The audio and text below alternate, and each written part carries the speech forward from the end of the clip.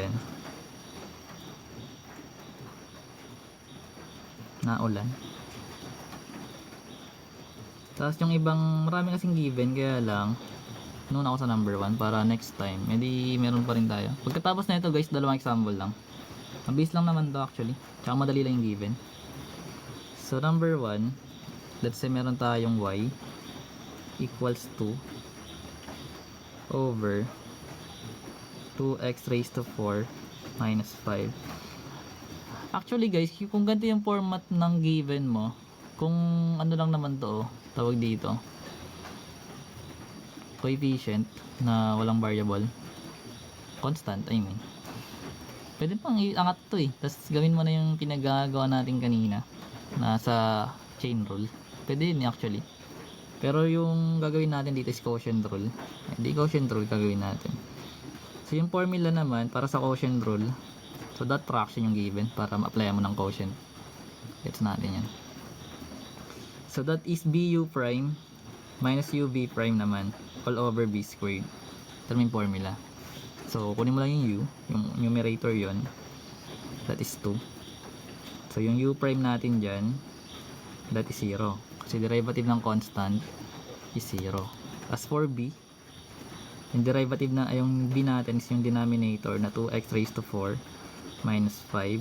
So yung magiging b prime natin, derive mo lang tong 2x raised to 4, so magiging 8x, then yung constant is 0.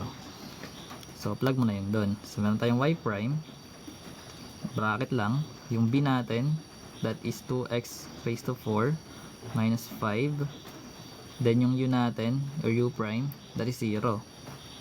So actually 0 na to kahit di mo ilagay, pero pag kailangan mo ng solution, lalagyan mo yan. Ay cube pa pala, sorry, wala, nantok na then minus, that's correct, may cube dapat. Okay no, ganun pa rin, ayos lang. So yun, yung u natin, that is 2, then yung b prime is 8x cube. Okay na yan guys, x cube nga, that's correct. Then over yung b natin na naka-squared, so yung b natin, that is 2x raised to 4 minus 5, then naka-squared dapat yan. So ayun na, di-simplify mo na lang. So basically yung unang term sa numerator, ayos lang tayo sign. So yan, magiging 0 to guys, kahit i-eliminate na natin yan, okay na yan. Then dito na tayo mag-proceed sa negative 2 times 8x cube, that is negative 16x cube, over yung denominator natin na 2x raised to 4 minus 5, then squared. So kung gusto mo tong expand, gamitan mo siya ng binomial or 2x raised to 4 minus 5 times 2x raised to 4 minus 5 mo siya, while method mo.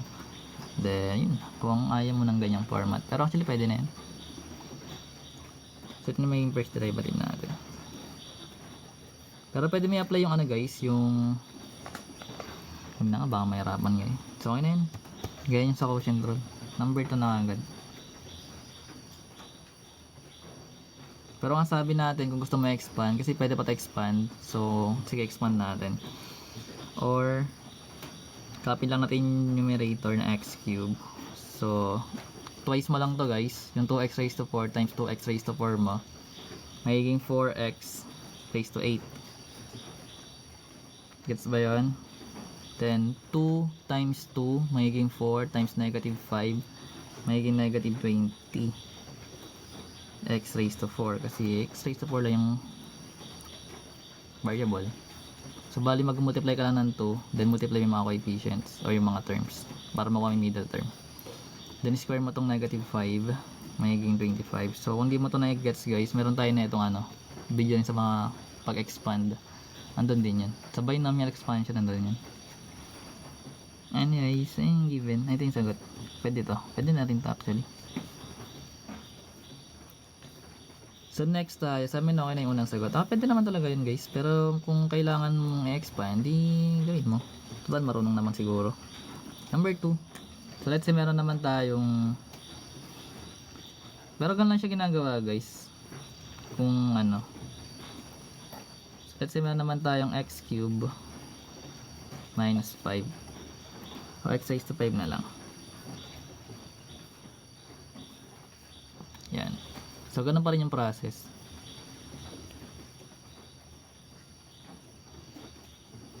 So, magkakaroon tayo ng u, that is 2. Then, yung u prime, that is 0. Yung b in denominator. Then, yung b prime, derive lang natin na. So, 5x raised to 4. Kasi constant na yung 0, diba? Yung isa. So, 0 yan. Then, plug na lang sa formula. So, mabisaduhin mo na yung formula ng quotient, that is bu prime minus ub prime over b squared. Then, plug mo na yung mga nakuha mong variables. So, yung b natin, that is ito. So, bracket, lagay mo lang yung x raised to 5 minus 5. Then, yung u prime is 0. Close mo yon. Then, minus bracket ulit. Yung u is 2. Then, yung b prime is 5x raised to 4. So, ang ganda yung given, guys. Pwede mo ito yung mental, actually. Kung talagang solid na yung foundation mo. Then, x raised to 5 minus 5, then squared. Then, ayun. So, magiging 0 na to. So, magkakaroon tayo ng negative 2 times 5, may negative 10. Then, copy lang natin yung variable. Then, over ito naman na x raised to 5 minus 5 na naka-squared. So, pwede na to actually. Then, or kung gusto mo expand, magkakaroon tayo ng negative 10 x raised to 4. Then, sabi ko nga kanina, pag mag-expand na ito guys, kailangan twice mo lang to, or x raised to 5 squared, magiging x raised to 10. Then, 2 times x raised to 5, that is 2x raised to 5 times negative 5, magiging negative 10x raised to 5. Then, square mo lang to na negative 5, magiging plus 25. So, ito yung magiging exponent ng value. Nandiyan ang variables. Opo, ganyan yung ginagawa.